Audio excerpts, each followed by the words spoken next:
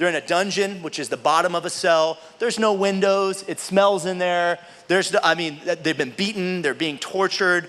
And it says that they're looking at each other and complaining, and they're whining.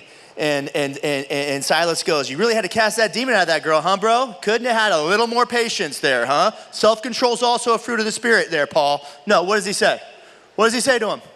He says nothing like that.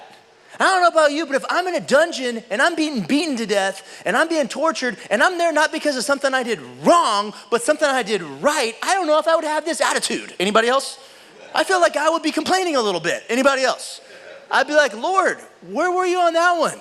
Like, what's going on here? But this is what they're doing. It says around midnight, Paul and Silas were praying and singing hymns to God. They're singing. They're singing. Like it's really hard to worship and sing when you're in a bad mood. There's something so sincere happening in their hearts that we can see is such real worship. You know, Jesus said there would be a day in John chapter 4 where we would worship in spirit and in truth.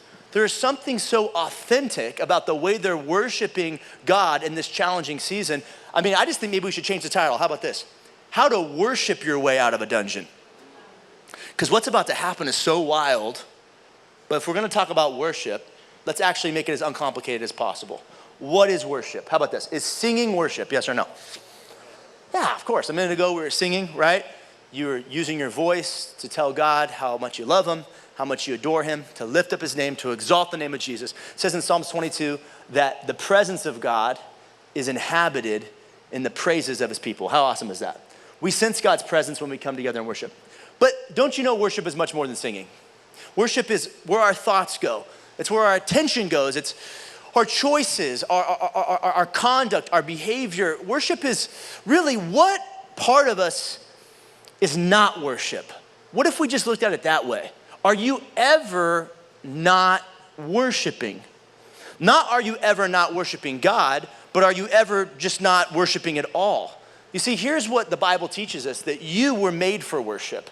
You're a worship being. You were created to worship. So that means you can't really turn worship on or turn worship off. You're always worshiping something, but because you've been given free will, you can choose what you worship. Does that make sense?